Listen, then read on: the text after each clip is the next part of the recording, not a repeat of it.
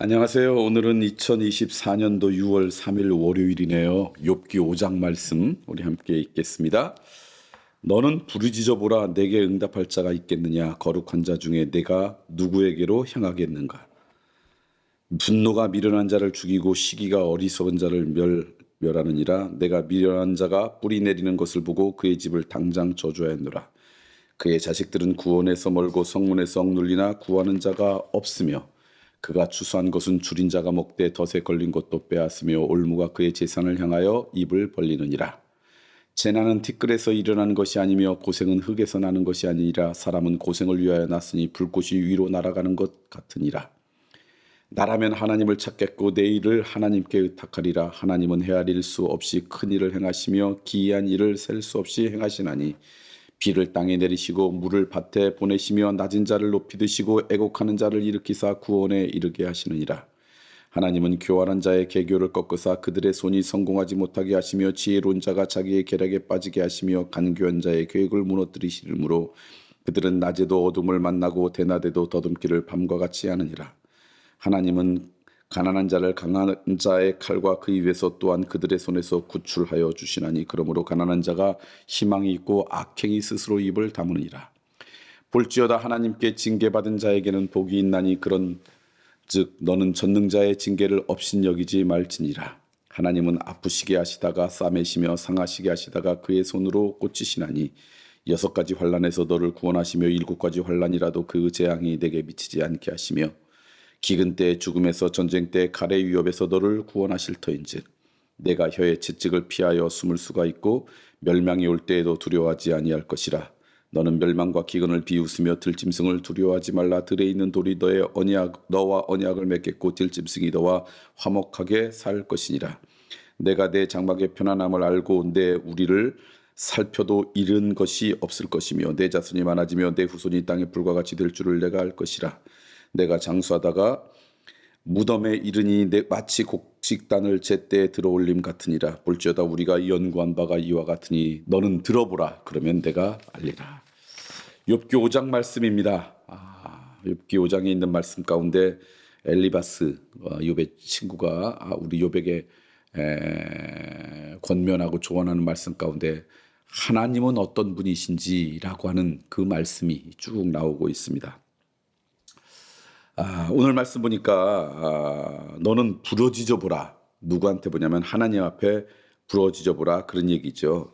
오늘 우리들이 이 땅 가운데 살아가면서 가져야 될 어떤 삶의 모습, 신앙의 모습 가운데 중요한 것 하나는 하나님께 부르짖는 것, 기도하는 것, 그것이라는 걸 다시 한번 강조하고 있습니다.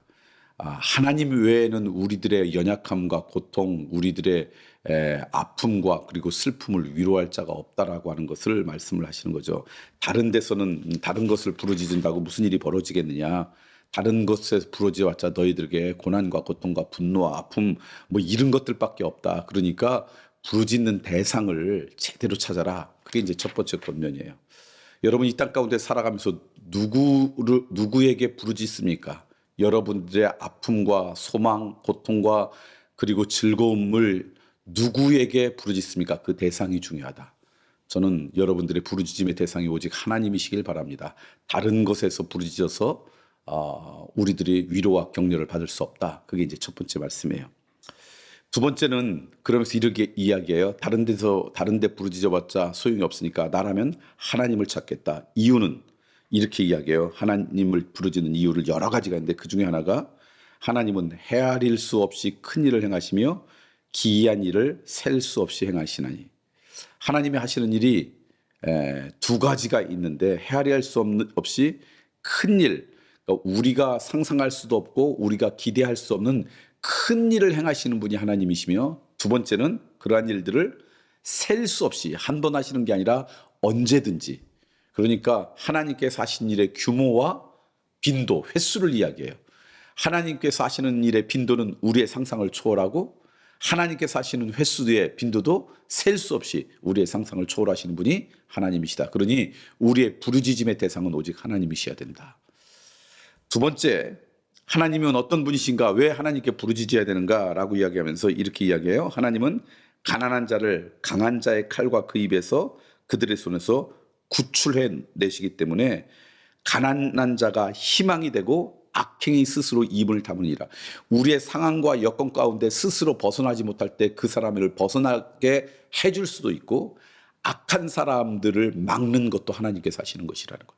그러니까 누구에게 부르짖어야 되겠어요? 하나님께 부르짖어야 된다.